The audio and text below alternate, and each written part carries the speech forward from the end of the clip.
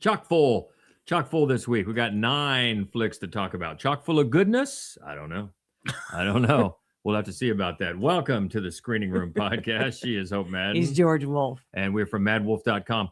And we're going to start off with one. Oh, no, we're not. We're going to start off with a rom-com. I have to look over at the screen to see what we're doing. A rom-com in Tuscany. Guess. A romantic comedy first up in theaters. When a woman crashes at an empty Italian villa, posing as the owner's fiancé, she discovers an unexpected romance that may transform her life. You, Me, and Tuscany. This was so real, I couldn't tell if it was a documentary or if it was a rom-com. It felt so authentic, like things that would really happen. Yeah, rom-coms are I'm not the target audience, but I was hoping that every once in a while you come across one where you're like, all right. I was hoping this would be one because Halle Bailey stars, and I'm sort of a cheerleader for her because they gave her such a hard time when she was Ariel. Right. And I thought she was quite good as Ariel, actually, in the Little Mermaid live action. But this is, it's bad. It is very pretty though. Tuscany is gorgeous. Halle Bailey, is very pretty. And we should make a little like a swear jar. Yeah, we You got to put in some money, and I'm sure we're not the only ones. No. Heck, on the TV this morning, they were having trouble. Yeah, they were. Yeah. And I think that infected me. I think I was doing better before that. But anyway, also Renee Jean Page from Bridgerton is the guy that she falls for. Very pretty as well. So there's a lot of lovely things to look at. It is really beautifully filmed. And Halle Bailey plays down on her luck New Yorker who was going to be a chef, and stuff happened, and now she is a house sitter with no house of her own, and so she goes to Tuscany. Anyway, she winds up through there are so many contrivances in this plot, as is often the case in a rom-com or any kind of a movie, really, but they just pile up here in a way that is so ludicrous. And everybody, she's got no money, but she only has one bag. All of her clothes fit in one bag. And somehow every single ensemble that she wears is absolutely stunning. And she never seems to run out of clothes to wear or repeat anything. But it's not one of those movies you're supposed to be taking very seriously, which is lucky because there's nothing to take seriously. And everybody's rich except for Halle Bailey, who, of course, eventually will be rich when she decides between the playboy rich land developer whose place she's crashing or his weirdly single, super gorgeous vineyard owner brother. Ugh. I wish that there are some funny bits. There are some funny moments. She has a best friend back in New York that leaves some funny voicemails. She gets some good lines in, and there are a couple of funny lines about a plumber in town named Luigi that I thought were funny. But on the whole, it's, if you saw the trailer and thought, oh yeah, I think I'll like this, you'll probably like it. It is probably up your alley, but it's mindless and pretty stupid. Yeah, and there's a decent sized audience for this stuff. And if it's your thing, then great. Yeah. It's one of those that I thought might have been based on a book, but apparently not. No. And I know the director, the writer, and the two writers, Ryan and Kristen Engel, but the writer, Kat Coiro. Yes, she directed "Marry Me" with J-Lo and Owen Wilson. Oh Lord. Yeah. Also not good. No, that was not good. No. But if this is up your alley, like you said, very pretty people. It's very pretty. Makes you want to eat pasta, I'll tell you that. Yeah. A lot of these movies, that reminds me of those movies, the trips. Oh, yeah. The trip movies. The food, you come out of there, oh, my God. Yeah. And the landscape is so good, you want to go right now. Both of those things. It's absolutely a tourism video for Tuscany, I'll tell you that. But a romance fantasy that is You, Me, and Tuscany in theaters. Next up, a horror film. A woman employed as a website content moderator comes across a series of violent videos reproducing death scenes from a film. It's Faces of Death. Yeah, this is what I thought we were going to start with. But Faces of Death, you might recall it if you're of a certain age from a scandalous cult favorite video. It came out in 78, but by the mid-80s, early to mid-80s, it was, you'd go into the video store and there was that. Because that's the thing. It was one of those back when you used to have to go to video stores, you'd see that box and be like, ooh, that's got real murders in it. Right. And then you'd be afraid to get it. And you got, it got the word of mouth, somebody saw it or somebody's older brother, older sister saw it. And then it was viral before viral was a thing, which is why it's savvy to do it this way, the way that they're doing it. This is not a sequel because it did spawn a bunch of sequels. Yeah, And- which are essentially, they're almost like anthologies. They're just collections of what alleged to be real Yeah. life. Watch someone die, or watch an animal get slaughtered, or watch somebody eat a monkey brain, or whatever. Yeah, it because was, the original was a lot of stock footage, Yeah. news footage that was available, and then cleverly staged recreations that were not real. No. But it caught fire, word of mouth, and so now it's brought up to date by Daniel Goldhaber, who did How to Blow Up a Pipeline Right. a couple of years ago, and brings the legend into the internet age by focusing on Margot, and she works at this company that promises to protect the children and the innocent by weeding out unsavory content from videos. So Margot just scrolls through them very quickly, flags a couple, usually they get through, and that's just how her manager likes it. yeah. But then she's troubled by these videos that she sees of murders that she thinks look alarmingly real. And even though they're told you're not supposed to take these home with you, look them up or anything, that's against the rules. She does it, of course. Dives into Reddit. There's a mistake. That never ends well. And starts sharing these videos to try to get some feedback. Could they be real? And of course, that sets off alarm bells. To the online footprints, alarm bells to the serial killer who is behind these videos. And what he's doing, he's recreating the scenes from that original Faces of Death video for notoriety. And those are really cool, actually. The way he recreates them, he uses the same audio that was in the real original VHS tapes. Yeah. So that was cool. And then where there were people in the original from the 80s, he's replaced them with mannequins. So it is a creepy setup, and it is kind of aesthetically pleasing. Yeah. In a gross, gory Doc way. Ray Montgomery Yeah. plays the killer who From we Stranger Things. We just said. and we just saw in that Dead Man's Wire. Yeah. And it's got a vibe it's very Thomas Harris, sort of in between Silence of the Lambs and Red Dragon. His performance, his performance is in there. Yeah. And then Margot is Barbie Ferreira, and she's the video content moderator who becomes a sleuth. And she does some of the most stupid things. She makes such incredibly stupid decisions because she is young, and this is a horror movie. Yeah. So that happens. But man, I think you were yelling at the screen a couple of times. I was like, there's no way she's this dumb. There's no way she's this stupid. They're stupid, but yeah. I think it sort of plays well in the arena that this movie is in, because it's talking about and asking the questions about this internet and social media obsessed age that we're in. Number one, if she were to upload these, if this were really happening, why would people gravitate toward them as they do in this chat room and reward her for such a great find? What does that say about us, this voyeurism? And then as they say that give the people what they want, as they say in this movie, what does that say about the people that want it? Yeah. These are some relevant questions, and I think it sort of mirrors the stupid ass things that Margot does with the very stupid choices we continue to make as a populace with what we give up for the social media. Just click on, you agree to these terms? Yes. Yeah. Yes. Take my privacy. All that stuff. So I think it works. Even though, you're gonna want to slap some sense into her. I'll tell you what. But it gets bloody. It does get bloody. It does, yeah. And it gets tense. And it's I think it's a clever and savvy way to do it. To take this legend, and for people that are young enough or too young to remember the first one, maybe they'll do some research on it or whatever and learn about it. Don't watch But I'm not saying that them. as a warning, just No. because they're stupid and they have all been proven to be staged. Exactly, that's So the thing. it's, They're don't not. They bother weren't with real. But of the people that do, I think it's an added. That do remember it. I think it's an added kick that the way it's done. And this is one that I think will be. I think it'll be pretty satisfying to people, because we mentioned this morning on TV. It's kind of funny to say it's fun, but it is kind of fun because it becomes a mystery. But it's one of those where they don't try to hide the identity of the killer. No. So that's not a spoiler to say who the actor is No. playing him. That's not the point here at all. Yeah. We know who it is, and then how Margot catches him, maybe he catches her, and they play these funny games, with each other. It is kind of fun. And to bring that movie title into it, I mean, this type of question between what's the culpability of the audience has certainly been brought up and asked more eloquently by people like Michael Haneke in that movie. Funny Games, and Funny Games. But I think this is just a trashy, it's kind of trashy finger wagging way to do it, and it's still satisfying on a different level. So yeah, I was pleasantly.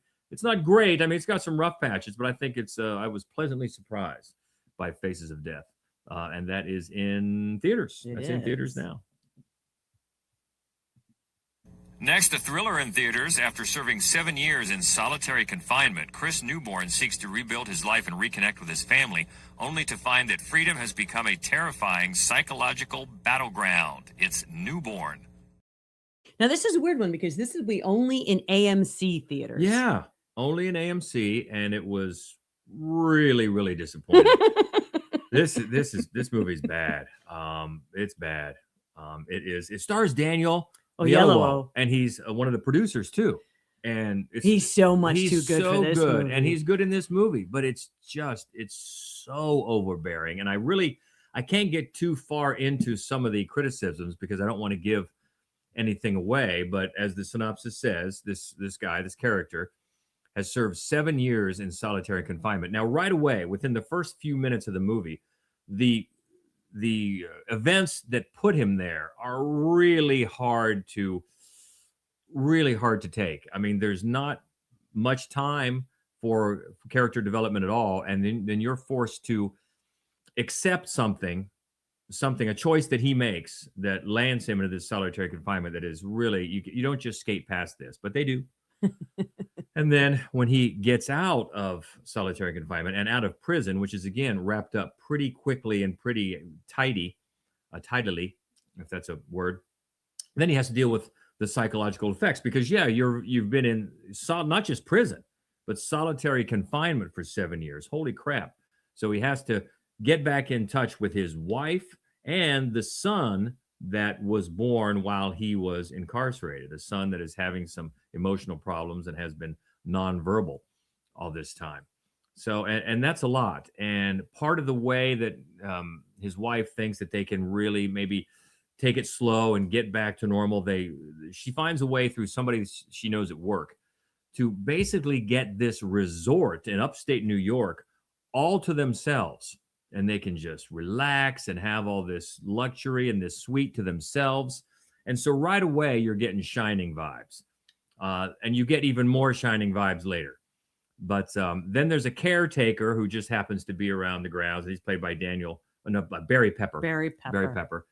And so Daniel Oyelowo's character starts getting a little suspicious of him and some townspeople he sees going by.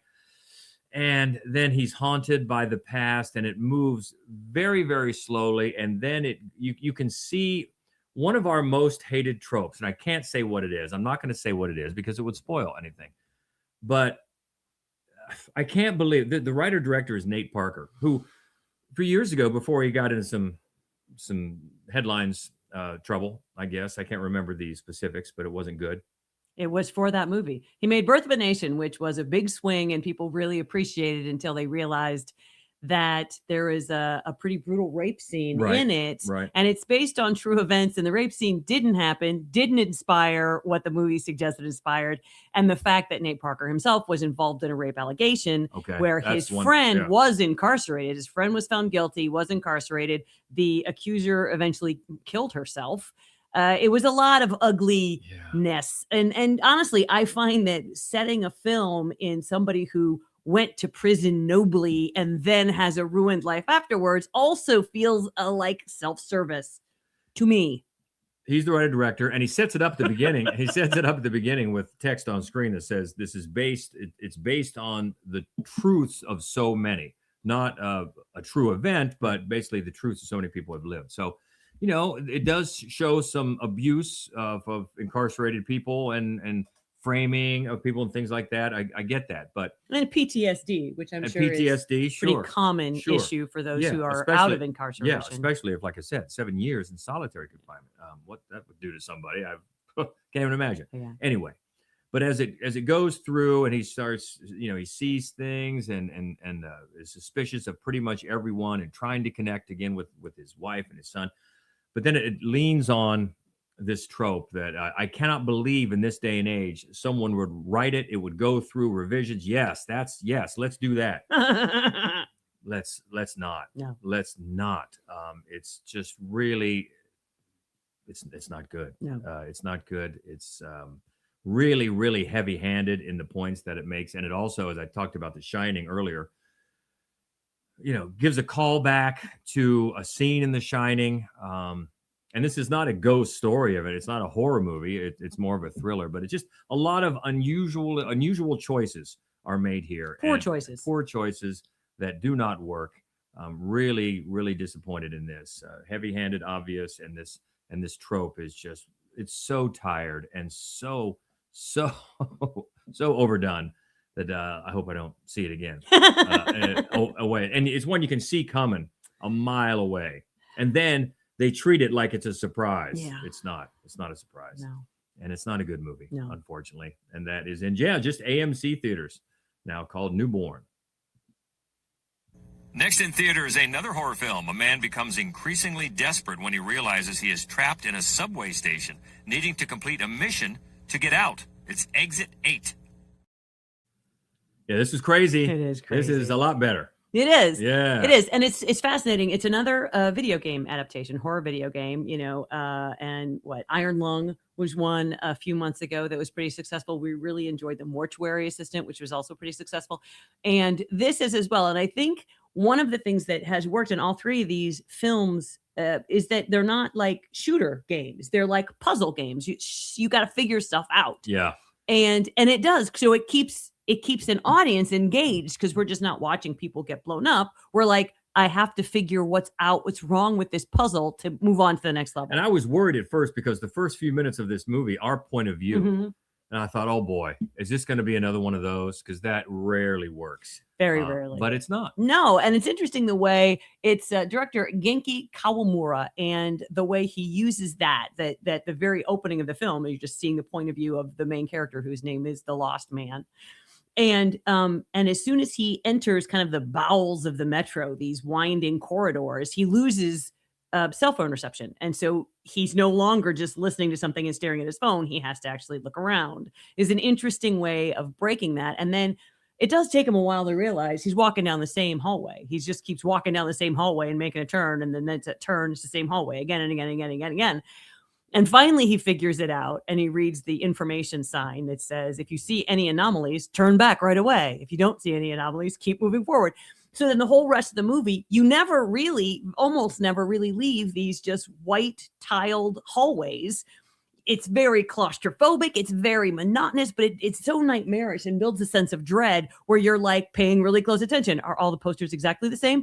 Where's that doorknob at? And you're looking for what they're calling anomalies. And then it's so funny. At one time, it's like there's blood everywhere. Oh, was the blood an anomaly? Did you think it was supposed to be there, Lost Man? And I think that it would have been almost unendurable, the monotony of it, except that there are two other characters, actually a couple of other characters, down in the bowels of the metro, and we switch to their points of view for a minute.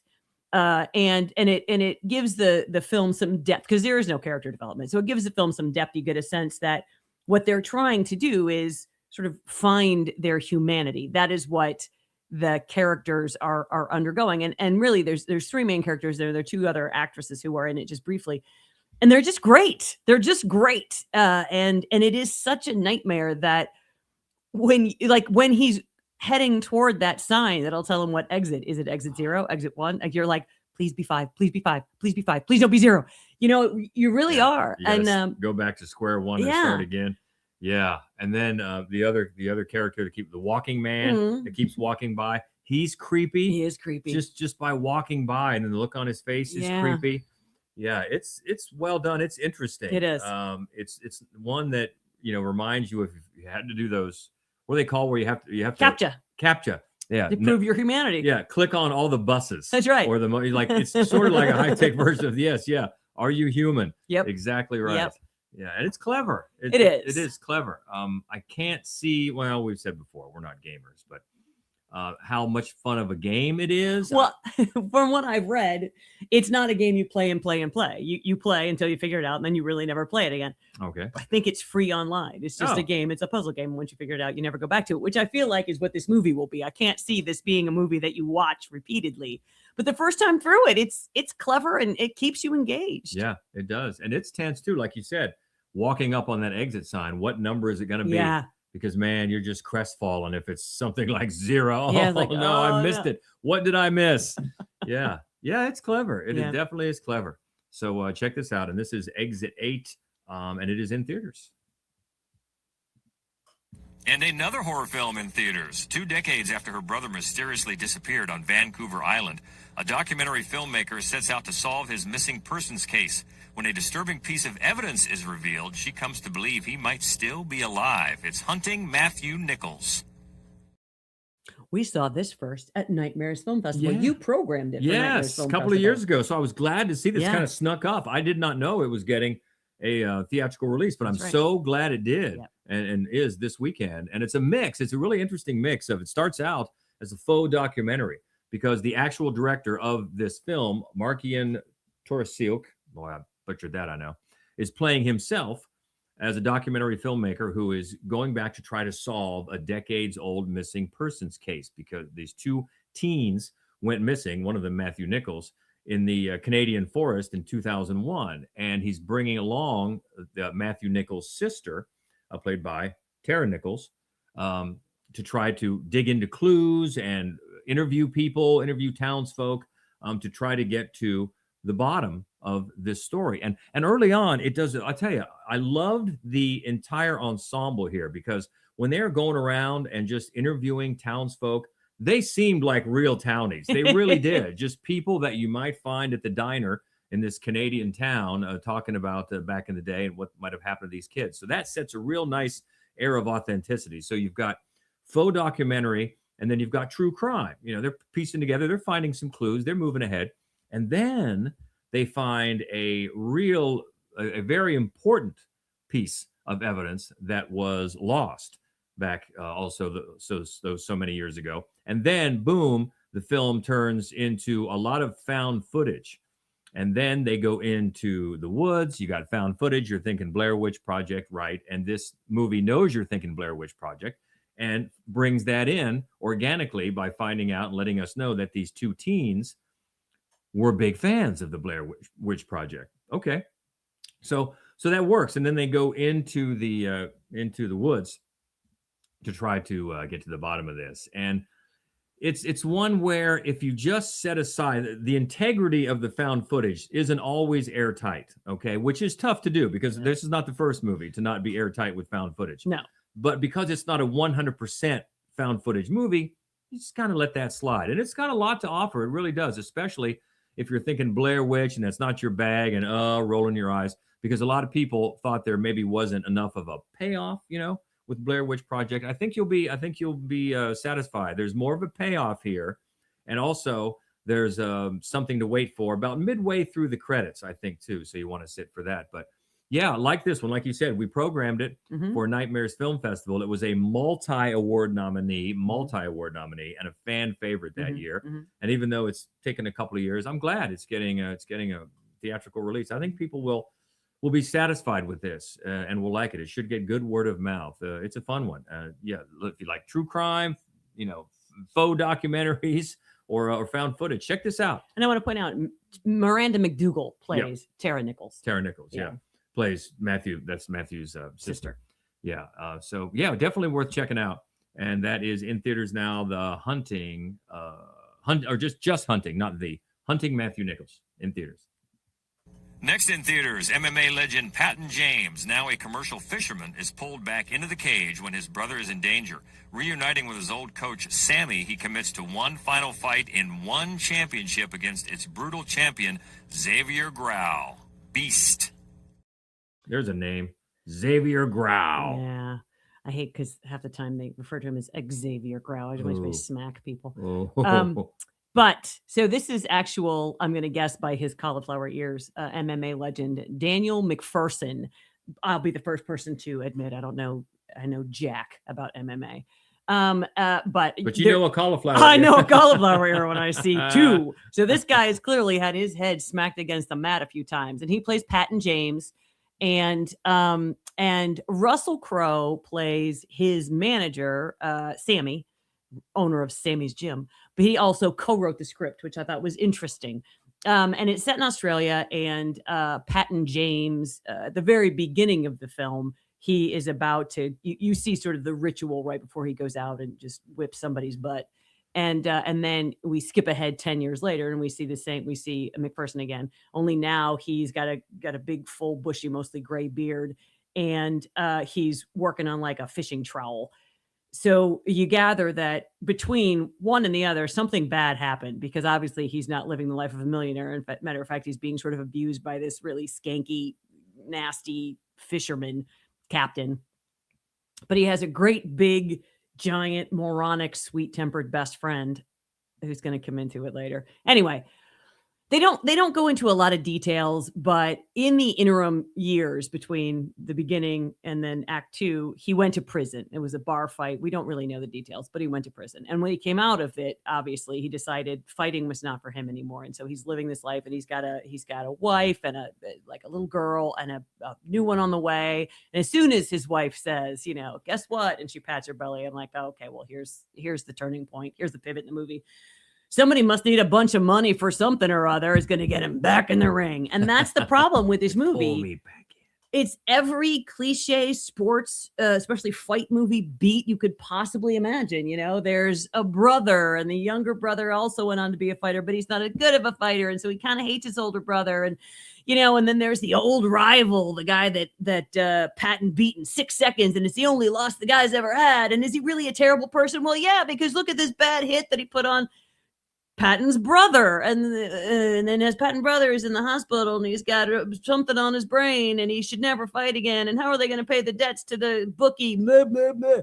It's every cliche you can imagine, but he's not going to fight because he promised his wife. And then you get the go and find your smile moment, and I gagged aloud in the theater. So there are some things going for this movie. Russell Crowe is great. They do some strange things. When we flash ahead 10 years later, he's walking on these 2 canes. They never explain why. He's just gotten older, and he's an overweight guy, and he's walking on 2 canes.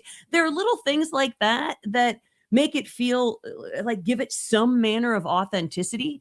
But on the whole, it's just every sports cliche you've ever seen, just sort of in an Australian movie instead of an American one. But MMA fans. No, maybe if they know this guy, we don't know him. No. But that one's in theaters. It is in theaters. Yeah, Beast, yeah, out there now. And next in theaters, a new twist on a classic. Hamlet comes home for his father's funeral and finds his uncle Claudius marrying his widowed mother Gertrude.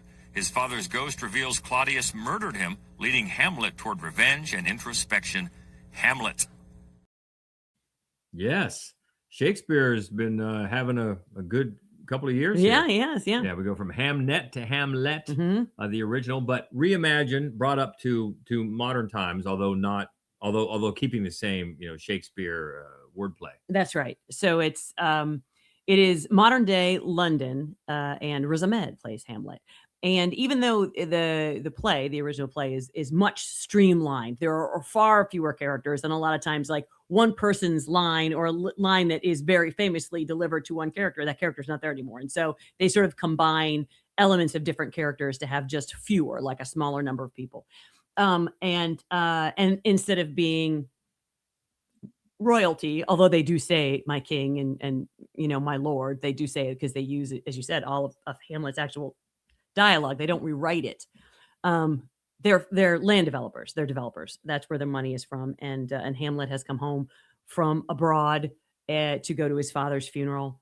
You probably know the play. He finds out when he comes home for the funeral that his mom is about to marry his uncle, and isn't super happy about it. But he hangs around because he feels obligated by tradition to hang around. And then there's the whole wedding, and then there's his gift of a play inside the wedding reception. It's all the beats, because why call it Hamlet if you're not going to do a Hamlet? But there are a couple of things I really loved about this. One, I gotta say, so the way that they brought it into, made it more contemporary, and also gave it like a South Asian feel. The wedding reception in particular. So in the play, of course, Hamlet puts on a play. He has these actors put on a play, and in this case, it's more of like an interpretive dance, kind of this wild, really cool, very effective change up of what it is that the uncle sees and realizes that he's known, that he's, people know now that he was the one who killed his brother. It's fascinating the way they do it. And then also there are other like ways that the director's name is Anil Korea. And the way that he takes it off the stage and gives it a little bit more vibrant. So a lot of like one of Hamlet's more the to be or not to be monologue.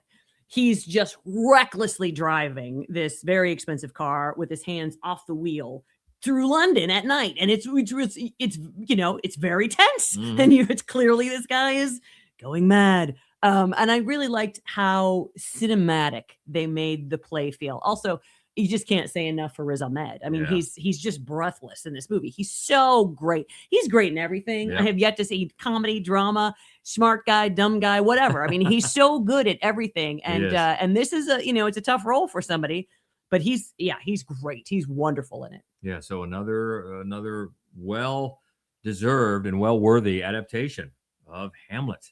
Shakespeare Lives. That's in theaters. All right. A comedy next on Apple TV. It follows Hollywood star Reef Hawk as he is forced to confront his problems and atone for his past after being threatened by a bizarre video from his past. Outcome. So sometimes George and I are sitting in different rooms watching movies to review. And on a rare occasion, he'll just go, "Oh, you got to come in here." This wasn't one. Yeah, because about half an hour into it, one scene with young Carrie Christopher, the boy from Weapons. Boy with all the eyelashes from Weapons. And he plays this child actor. And he comes in, he has one scene with Keanu Reeves, who plays a major movie star in this movie. And then an agent who mainly deals in child actors who discovered Keanu Reeves when he was a boy, played by Martin Scorsese. And they are having a meeting, and this kid rolls in, and it is hilarious. It's totally really different from Weapons and the quiet, introspective, scared boy that he played in that. This one, he just plays this little kid who acts like he's a jaded star from like the 50s. It's hilarious, and this was worth watching just for that. But anyway, this is co-writer and director Jonah Hill. And I gave you the setup already. Keanu Reeves is Reef Hawk. This by now, after he started as a child star, he's grown into a beloved movie star, a two-time Oscar winner, the whole bit.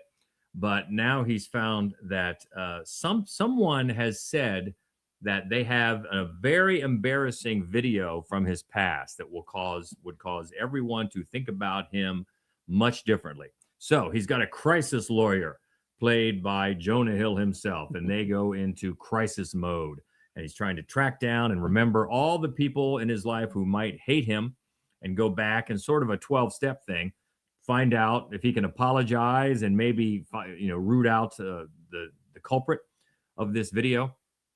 And it gets its shots in. It really does. I mean, Jonah Hill is really going after our current age of, hypocrisy and phoniness, and of course, social media, and how people just offer themselves up to be and trying to be internet famous for either 5 minutes or however long they can be and get money out of it. And it certainly does. It lands some shots there. It really does. But also, and it's funny because I just this morning read bits of an interview of Jonah Hill talking about this movie and about what the point was. And it makes a little more sense now because he's trying, I think, to comment on that, about how people now, I think he said something in the interview about just some random person in Iowa now has to deal with the same sort of scrutiny that Tom Cruise does as a major movie star. Okay, I get that. The problem is the movie doesn't communicate that well all the time. Too often, it comes off as Jonah Hill just shaking his fist at the kind of life and scrutiny celebrities have to lead, while at the same time also shaking his fist at the vapid type of performance art that we call talent nowadays. Not to say he doesn't have some arguments there, but it really too much of this movie comes off as a lot of navel gazing about the Hollywood experience and the people in and around Hollywood and the entertainment business. Whether or not that was his goal or not, I think that it's a lot of it seems very angry, and the fact that this character, Keanu Reeves' character, Reef Hawk, doesn't really have it. Really treats him with kid gloves. I mean, once this video, the news of this video comes to light, he Googles himself quite often, and it always comes back as just squeaky clean. Everybody loves him. So he's trying to find out if that has changed, of course. But there's nothing bad. Everybody seems to love him, and it also ends on a very sweet and hopeful note, which usually nothing wrong with that. But this movie gets so biting that you almost feel like it just dig in, man. Just go in and just get mean all the way through, and just be dark satire, dark comedy all the way through. So it's a bit of a mixed bag. I laughed, and there are some dark bits of insightful humor to it, but too often the tone, I think, is a little too inside baseball, a little too inside joke. But some of it does work, and that scene alone, and plus Martin Scorsese. I don't know when the last time he acted, but this is a perfect part for him. He's playing this agent who usually just meets with kids in bowling alleys and game rooms, and he's wearing like a tracksuit. I mean, it's a funny part. And the scene with Carrie Christopher, just a scream. So even if you don't want to sit with the whole movie, give it a half hour. Although it's only 80 minutes long. Right. Yeah, that's another thing. It does. And it feels a little slight too. You'll see lots of faces that you recognize even for just a scene or two. So it has its moments, but unfortunately not as a whole. And that is Outcome, and that's on Apple TV. And new anime in theaters this week. In a world where humans and mer people exist, Princess ChaO gets engaged to human engineer Steven. What will become of their romance? It's ChaO. Matt Weiner reviewed this very colorful bit of anime for us. And all I could think of in watching the trailer for it was Ponyo Ponyo, which is my favorite story about mer people. And this is not Miyazaki. This is not Miyazaki. And it's, it's fun. It's slight. It's gorgeous to look at. You just want to pause and look at all of the background and know what is happening and all of the art. Like, the art of this movie is absolutely just sumptuous and draws you in. The story is slight. There is a questionable sort of B story about HR that is really not suitable for children. So parents, keep that in mind. It's very much about it's a fish body. Yeah. Yeah. But that's one thing I don't expect in anime. There's a B story about HR. No. Yeah, a mer person claims that she is going to marry this executive, and then they'll bring the two sort of groups of people, people and mer people together, and it's all very whatever. Nutty. It's a surprisingly slight, really. I mean, the story is a little bit slight. It's charming enough, and the animation is wondrous. So if you're a big fan of anime, I think yes, especially if it's available on big screen, so you could just really be overwhelmed by it. But the story doesn't really offer. Yeah, I much. think the animation was Matt's main. Yes. He said that was the main calling card for the film, especially if you can catch it on the big screen. But you can see his entire review at madwolf.com, and that is called ChaO, and that is in theaters. Let's head to the lobby. There he is. Hey. Schlocketeer, standing by. How are you? Pretty good. How are you?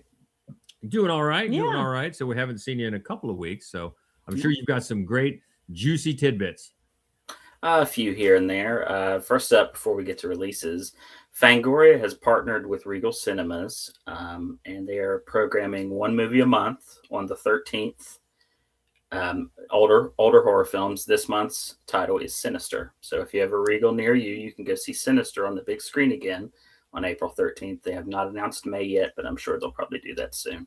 Sinister gets a lot of fans. I mean, anytime you see It's a mean one. a random internet topic about the scariest movie, Yeah. Sinister gets a lot of votes. Yeah, man, really it goes there. It's unapologetic. I Yeah. like Sinister. Oh, and I believe you also get a free patch if you go as well. So, horror fans can add those to their jackets. Yeah. Now I want to go. See, they got you. We have a Regal. We don't. We don't have a Regal here in Columbus. That's crazy. I know. I wish we have did. like 500 movie theaters, not even Regals. I have 5 movie theaters, but I do have a Regal. So, speaking of horror, A24's horror film Undertone is hitting VOD next week on April 14th. And then Corin Hardy's Whistle will be available to stream on Shudder and AMC Plus on May 8th. Nope. But slightly off the film side of things, although not so much in terms of the filmmakers, Shudder is also dropping a streaming release of the original Tales from the Crypt show on May 1st. So, see. Wow. Still a reason to tune in, even if you don't want to watch Whistle. Yeah, it's funny. I saw that come up on I don't know, some social, and I happened to have like 45 minutes free last night while George was out watching Newborn. And so I was like, that's it. I'm going to eat some oatmeal and I'm going to watch Tales from the Crypt until George comes home. But it doesn't start yet. So I've already got my marathon planned at the very moment that drops. I watched when it started as a show when I was in high school. I watched it. We never missed it. I caught up to it on DVD, and I have them all on DVD, so I can watch it right now if I want to. But well, get some. If I'm feeling lazy, then I can just click on over to Shudder. Speaking of violence, Lionsgate is releasing Jason Statham's Die Hard on a Cargo Ship action flick Mutiny in theaters on August 21st. I do have a note for the studio on this one. Their tagline on the poster says, "There's blood in the water." I think they need to extend that to say, "And Jason Statham put it there." Yes. But that one does look good. Back to special events in theater. Well, if you're in the mood for Jason Statham action, it looks good. Let's put it that way. On the artier side of things, Fathom Events and Cineverse have partnered for a theatrical re-release of Guillermo del Toro's Pan's Labyrinth for its 20th anniversary on October 9th. 20th. Woo! Wow. So anyone that's missed that on the big screen 20 years ago can see it again soon. Yes. And Apple TV Plus has set a November 20th premiere for their drama Way of the Warrior Kid, which stars Chris Pratt, Jude Hill, and Linda Cardellini. Okay. And then 2 announcements. First up, Universal has set a December 2027 theatrical release for their theatrical reboot of Murder, She Wrote, which will star Jamie Lee Curtis. So if you're going to do it, that's a good way to do it. Yeah, I can see that. Oh, yeah.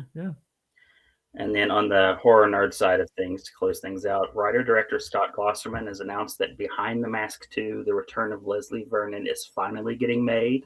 Shut up. Shooting will kick off later this year ahead of a 2027 release, and they've already secured stars Nathan Basil, Angela Goethals, and Robert Englund back for their Wow. We've talked about that a lot. We showed it at Fright Club. In our Fright Club, yeah. That's a favorite of people that have seen it. It's a great movie. Yeah, it's a great movie. It really is. Yeah, that's great. It's been quite a few years now. Oh my God, it's been probably 25 years. That movie's probably 25 years old. Probably. Yeah, at least 20. At least 20. If anyone listening or watching this hasn't seen it, it's currently available to stream free on Hoopla if you have that. If you don't, it's on VOD pretty much everywhere. So check it out. Yeah, that's going to be interesting. Yeah, watch it if you haven't watched it. I mean, if you, I don't know anybody who doesn't love the movie Behind the Mask, The Rise of Leslie. Wonderful. Everybody loves it because it's an easy movie to love. It is. Yeah, that's good news. All right, and it's on an up note. That's right. Leave them wanting more. Way to go. You can always check out Daniel on the socials at the Schlocketeer. Thank you so much. Appreciate it. Talk to you soon. Oh, thanks for having me. All right. Looking ahead to next week. What is it? Oh, it's The Mummy. This is Lee Cronin's The Mummy, right? So it's not in the same universe as Brendan Fraser. No, but they still keep saying that they're going to do a Mummy sequel, and they're going to bring everybody back. Also, Mother Mary, excited about that one. That looks good. Hathaway. Yeah. I saw another trailer for that last night. One called The Christophers. Cannot wait to see The Christophers. Ballistic. Screams from the Tower. Roommates. And Normal. Just saw the trailer for that one too. So that's next week. What about this week? We've got 9 to choose from, including Faces of Death and Maybe You Love the Tuscany, or what else? Outcome on Apple TV. Hunting Matthew Nichols out there. A lot to talk about. You can find us easily. Mad Wolf Columbus on all the socials. Also our other horror movie only podcast we just talked about, Fright Club. You can always find that on YouTube or on your podcast apps. Going to record another one of those tonight. Yep. We've got a Fright Club live here in Columbus, Ohio. If you're in the area, stop on by Gateway Film Center. We do that the second Friday of every month. And tonight we're going to show Excision. So excited to show Excision. It's such a fun movie. It's incredibly bloody. The performances are amazing. It's so wrong-headed. I'm very excited about this one. So lots of ways to keep in touch. Hope you will enjoy the movies. Until next week, she is Hope Madden. He's George Wolf. And this is the Screening Room Podcast. See ya. I do wish we could chat longer, but I'm having an old friend for dinner. Bye.